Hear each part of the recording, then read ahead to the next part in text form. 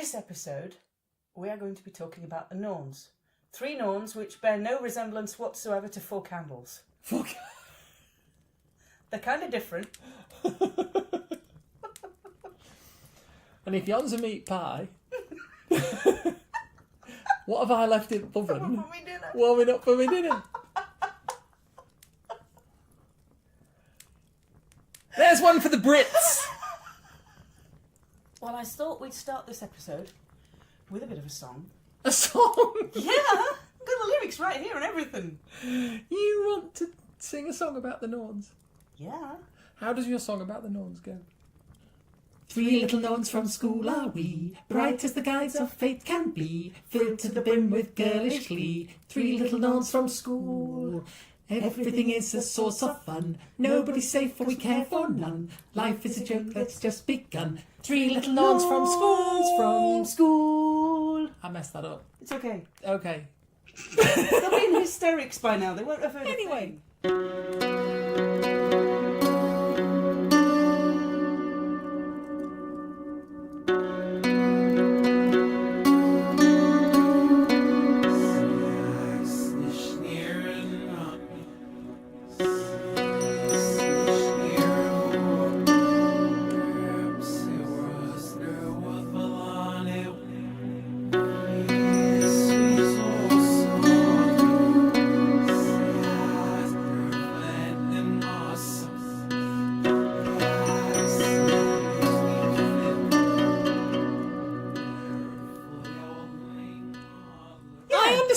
From all that, yes, that you wanted to talk about the Norns. I did, and probably not in the terms of the esteemed Gilbert and Sullivan. Indeed.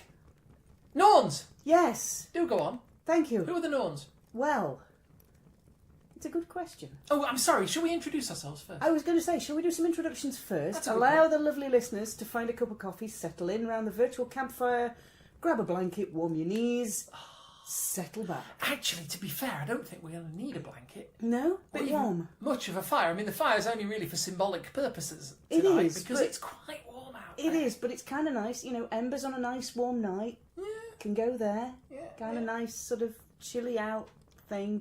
Yeah. Just takes the chill off a little bit. And we could good for that. cook things over the fire. Who are you? Well, I'm not sure they need to know after all of that. Plausible deniability Not if sure I they don't say care. anything. I'm not sure they care who we are. They're just like, It'll be fine. please find us another podcast to Yeah. listen to. Hello, lovely listeners. Hello. Hello. Ooh, that's got sugar in it. Of course it's got sugar in it. I made it. It's got your coffee. Welcome around the virtual campfire. I'm Suzanne Martin. I'm a UK ambassador for an organisation called TAC, which is the Asatru community. And I'm Kate of the same ilk, and I'm a passing druidy thing, coffee powered, and I know nothing about heathenry. Get off. I know a bit about heathenry. Yeah, just a little. There's quite a lot about him. I'm like, you know, on films and in books where there's like a total know nothing character who is the one that keeps on asking questions, like Arthur Dent in The Hitchhiker's Guide. Madam Exposition. Yeah, basically. Yeah, okay. I'll be exposition person. Expositionary master. Yeah. Mistress. Whatever. Whatever. Yeah, it's all good. I'll be a sort of Frithcast Arthur Dent, only without a dressing gown. Yeah. I mean, I'm not saying without a dressing. I mean, it's the middle of the day. I'm dressed for the middle of the day. Thanks. I'm not.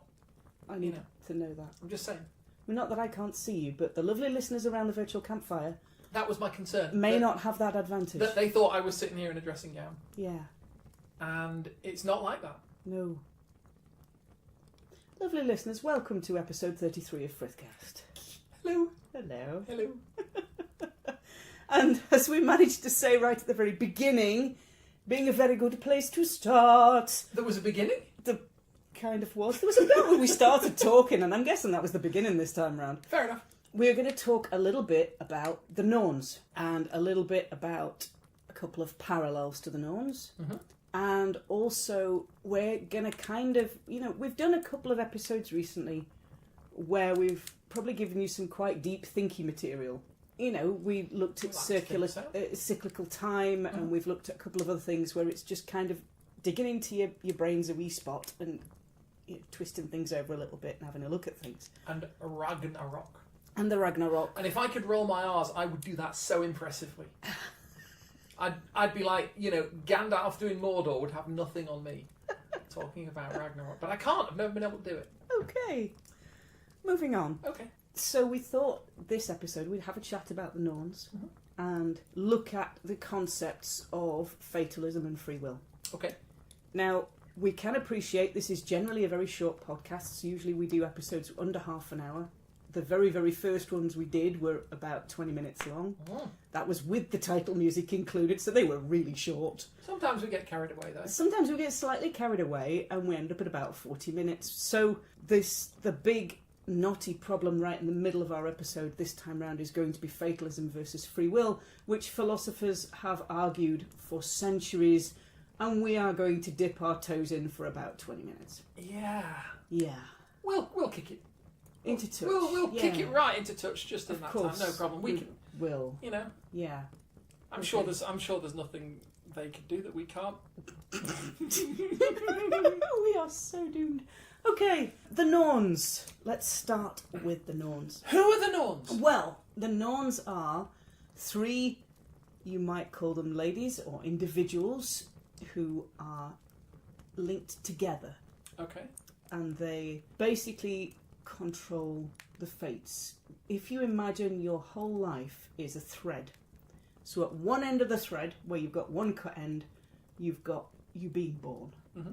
And then a little bit further along, you're getting to know your folks, you're getting to know your family, you're going to your first school.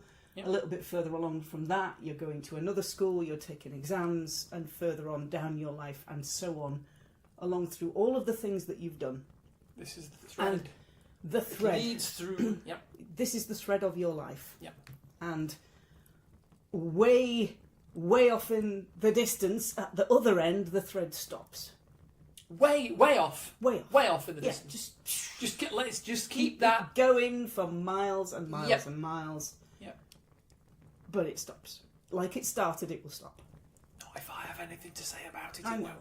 You're going to tie a knot in yours, aren't you? And add it to I somebody keep, else's. I keep doing them rituals. I know. They're there. Little does she know I've replaced her incense with oxo cubes.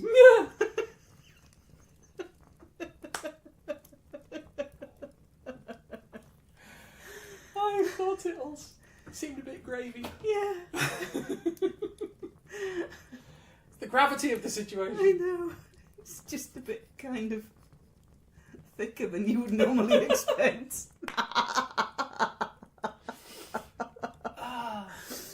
Instead of hey presto, we have bisto. That was way too fast for me. I've had a long day at work. Just be gentle. Come on, catch up. Let me just keep up. Other seasoning cubes are available. Oh god. Oh god. So I can't cook. Anyway. I should expect you not to be burning in oxo cubes like everybody else burns incense.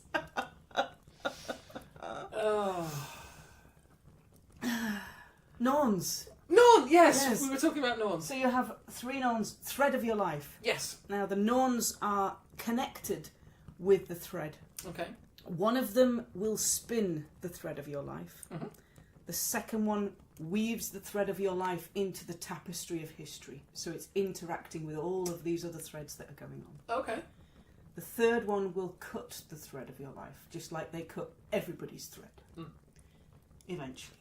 They do 3 very specific tasks. Okay.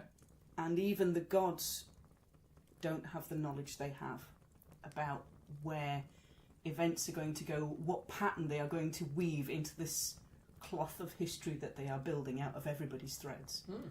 Because if you imagine there's your thread, and there's the people you work with threads, and there's your family's threads, and all of those are interacting around you, it's going to create this tapestry.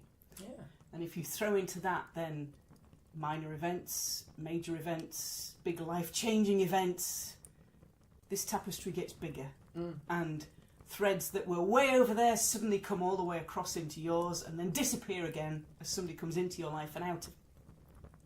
Okay. So your university tutors, your college tutors, your school teachers, their threads will run alongside yours for a few years, and then they will separate off. Yeah. And your thread will carry on going on its path.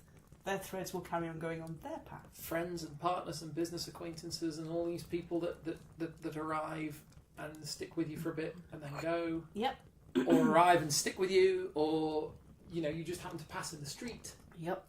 All interact with your thread. Okay. All interact in your life. In a day, in a week, in a month, in a year. Thousands of threads. All coming together to weave a pattern of fate. A cloth. And only the Norns, A, can see the pattern, and B, know where the pattern is going. Now, some of the gods have got the gift of the long sight. They've got the understanding of where part of that pattern will go. Okay. They might be able to understand... Part of. So they might be able to understand a major event that's coming in, but they might not know what leads that major event to that major event. Right.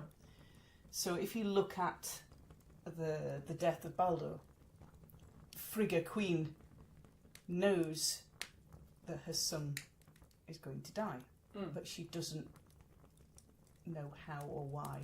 Okay. Which sets her off on that huge spellsong of the universe. Because she just wants to stop it. Because she wants to stop it, but she doesn't actually know how it happens. And by trying to prevent it, she causes it. And we're back to the Mirror of Galadriel again. We're back to the Mirror of Galadriel again, which we did touch on a couple of episodes ago, and probably last episode as well. Yeah.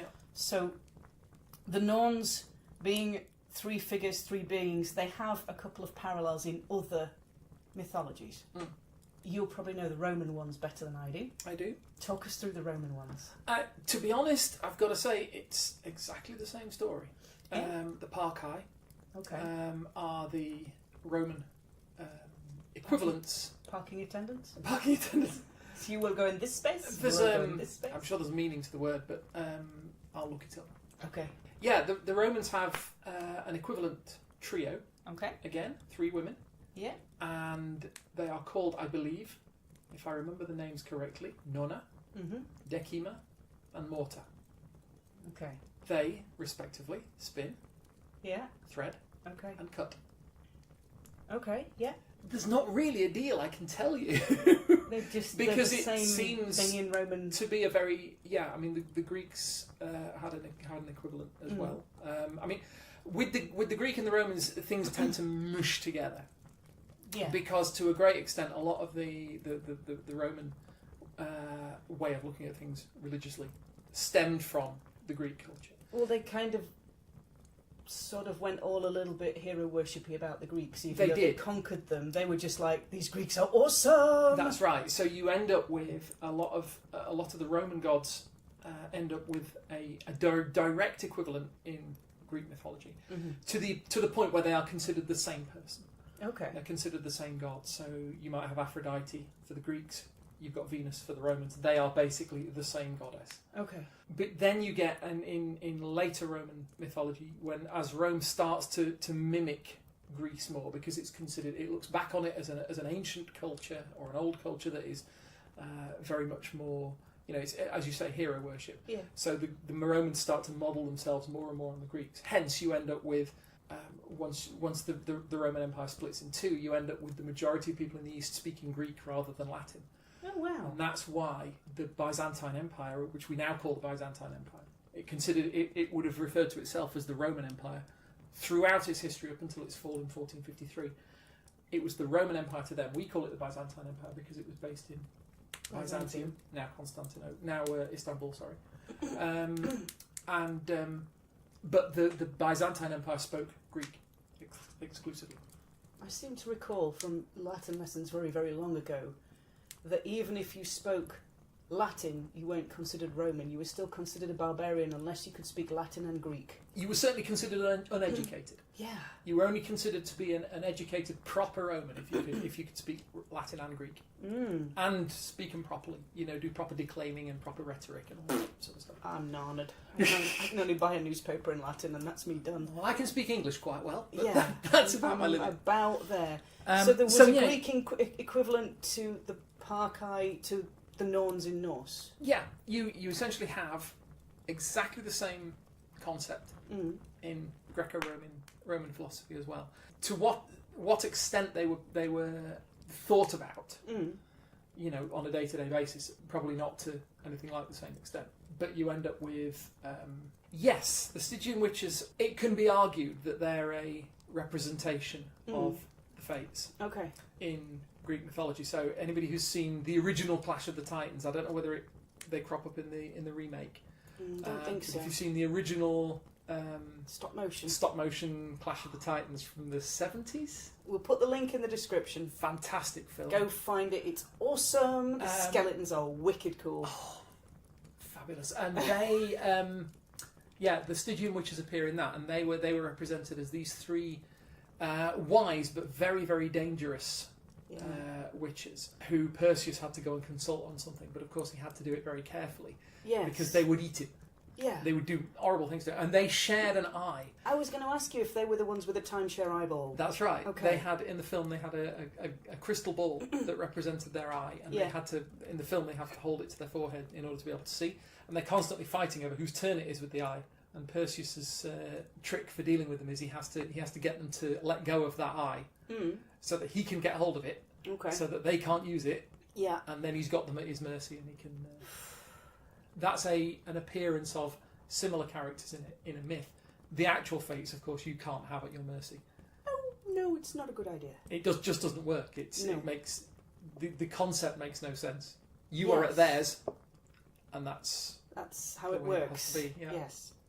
This is in fact how they roll. Indeed. Or not, given the fact they've only got one eyeball and it's not supposed to roll anywhere because they got hold of it. That was a really bad joke. I'm probably going to cut it out. Okay. Okay. Don't you roll them? Do not go there. No, that's a bad song anyway. It's a bad song. So Don't you roll that crystal eye at me? She went there. I had to. It was the rules. It was not the rules. Anyway, so we have established that there is an equivalent. Yes. There is a certain equivalence. This concept crops up not only in Norse mythology, Yes. but also in classical mythology as well. So it does. The one thing I wanted to sort of go into a little bit more was something that we touched on a little bit by saying that your life is a thread. Yes. And it gets woven in and out of other people's threads and major events, and it starts and it stops. So if you look at the characters in the sagas, they're very, very fatalistic. Okay. By this I mean that they are very much unconcerned as to where and when death will find them. All right. A lot of them are just like, it's even written in the Havamal. Don't be stressing about stuff you can't do anything about, because if you do, you'll be up all night stressing about it, and in the morning you're going to have the same problems. Yeah. So just, I believe the phrase is chillax. You need to just chillax. No, it isn't. No, it That's isn't. never the phrase for anything. Okay, fine. Okay, we can use it. Okay. Well, whatever the modern hip down with the kids version of chillax is, that one. I wouldn't have a clue. Me neither. I'm about 20 years too old for that now. Essentially, the Havamal just says, when it's time, and what will happen is what will happen. So that... Que sera, sera. Que sera, sera. Alia jacta est. The die is cast. The die is cast. Meaning that once you have thrown your dice, there is no more that you can do to alter the outcome of those dice. Allegedly spoken by Julius Caesar as he crossed the Rubicon. Yeah. Because at Rolled that point, his trousers up. Yeah. Took his shoes off. Had a wee paddle. Said, "Honey, I'm home." And then wondered why nobody was there to give him a big hug. No? Honey, I'm Rome! Yes! No! Okay, fine. I like your version better. Honey, I'm Rome!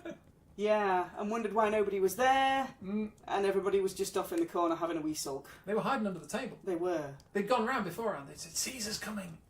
He's going to cross the Rubicon with a legion. Yeah, the die is cast. Yes. The idea that once your thread starts to be woven by the Norns, they alone know the pattern. That's very, very fatalistic to look at your life and say what will happen is what will happen.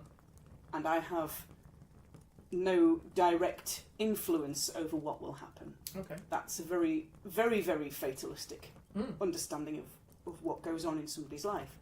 If you go to the other end of the scale, you have all the free will that you have your buffet lunch on free will and you pay one price and you eat as much as you like. It's there. It's free will says, I have the free will to make the choices I want to make in my life. So how, as a modern heathen, do you reconcile the concept of the Norns knowing the pattern of your life and weaving your thread the way that they want it to go, and you having free will in your life? So this whole fatalism versus free will is something that, for me, modern heathens just have to, even if it's just briefly, have to kind of get their heads into to decide where they sit on things, to decide where they are. If you're right in the whole what will happen is what will happen, because the Norns are the same now as they were for the Vikings and the northern Scandinavian peoples 1,000 years ago, it's a very, very fatalistic outlook. Okay. You know, when the gods call me is when it's my time, and I cannot avoid that. There are plenty of little examples in the sagas of that happening. We've had an episode way early on about very grim humour. Oh, Very, yes. very direct humour. We did. Very, very distinctive, very sharp, very black. There's a story that I remember of the Allfather asking a very prominent chieftain for a sacrifice. And the chieftain said, but of course, you help me do all my fighting and I'll give you whatever you want. So he does, and the Allfather makes sure that he wins. Okay. And the chieftain says, well, fair play, it's time for me to pay up, what do you want? And the Allfather says, I want you. Ooh. And the chieftain goes, wait, what? Ooh. Slight problem. Yeah. Turn left, Albuquerque, right there, bonk, wall. So the chieftain goes, okay, that's fine, I'm going to do this. So he decides that he's going to stand under a branch, because one of the ways sacred to Odin to die is to be hung. Okay. So he stands under the branch of a tree. Hanged, Mr. Holmes. I'm going to be hung, aren't I, Mr. Holmes? Oh no. Hanged, possibly. So one of the ways sacred to Odin is to be hanged. Yeah.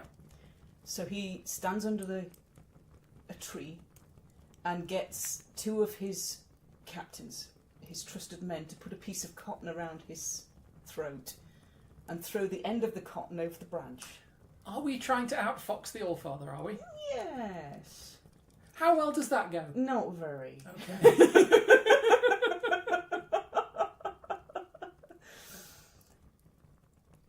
Because Odin's sacred weapon is a spear, he orders one of his other captains to do the equivalent of spearing him in the ribs while he's being hanged, but not to use an actual spear, but to use a reed from the river. Okay. Because then he can enact the sacrifice and tell the Allfather he's had his due and continue being a war chief, thank you very much. Doesn't go well. Spoiler. Yeah. Yeah, no. What happens, what is written down as happening, is the fact that when one of his council throws the cotton over, ties the cotton round his neck and throws it over the branch. Yeah. And simultaneously, his other man pokes him in the ribs with a reed, because that's supposed to be the spear. The cotton turns into a rope and hangs him. And the reed turns into a full-length spear An actual proper and spear. stabs him in the side. And does him through. Because it's, what is set is set. That's what the Allfather wanted. Yes. And that's what he's going to get. Yes. Okay. If you look at another example of fairly grim, but for me quite funny humour from the sagas, there is a force defending a farmhouse with a thatch roof and wattle and daub walls and everything else. And there's a force attacking said farmhouse. And one of the attackers the leader of the attackers commands his men to go up to the farmhouse and see if the defenders will surrender, will give in without fighting. So the attackers kind of wander up to the door and knock on, and of course the defenders punch their spear through the wall and spear the attacker, and he manages to stagger back to his mates, and they say, "Oh, it's a no-go on the surrender, boss." Was such and such a man in? And he says, "No, but his spear was." If you look at the practice of magic, and I'm talking about stage magic, you have part of a trick which can be known as the magician's choice. Okay. Which is where you look as though an audience member is being given a choice, but in reality there is no choice. Right. So, but the audience member will think that there is. The audience member will think that there is. So, are we seeing our free will as a magician's choice? Is it looking like we have free will, or do we always go where the Norns lead us to go? If you see the story of the Allfather, who sees the long game anyway, and you see him as the magician, the magician's choice takes on a whole different meaning. Yeah. I mean, these are the questions that occupy religious philosophers, secular philosophers, scientists. Yeah.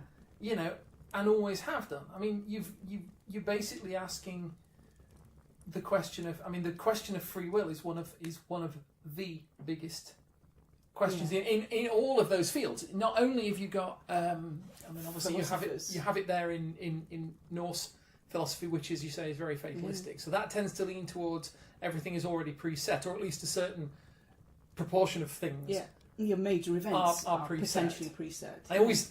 I have to, you know, again, at the risk of seeming as I'm being a little superficial, I always have to think about Doctor Who, because the sort of story narrative of Doctor Who has it that there are certain nexus points in history. You can do all manner of things at any other place, but there are certain points that you can't change.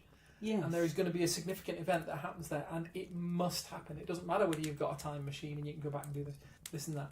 That event has to happen. So, at the very least, I think in Norse philosophy you have something comparable to that, where, you know, yes, you can maybe shift the threads about, but in the end there's going to be a pattern that they're weaving. They go into, that you can't really get round. But then you have the same thing has occupied monotheists for centuries, millennia. I mean, you're looking at, especially particularly in Christianity, where you have a sort of a.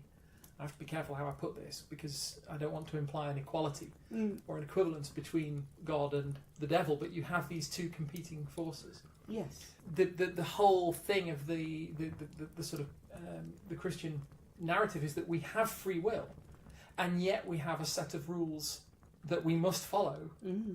Otherwise, terrible things will happen. You can volunteer to follow. Yeah. So it's like, again, to what extent is that? And if God knows everything that is going to happen, which is said to be one of his powers, he can see everything that's going to happen. How can we then have free will? Because he knows what everybody's going to do.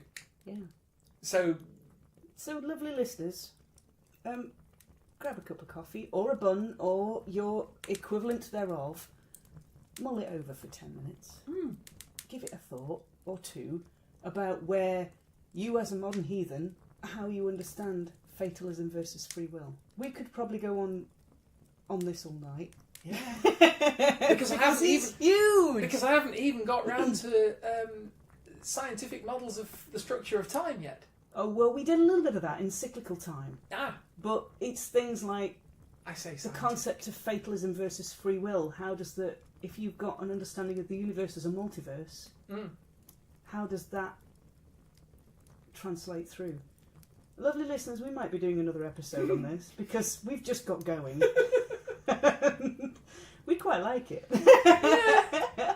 We might be talking about this a whole lot more, but for now I think it's probably a good time just to give your brains a bit of a break. Yeah.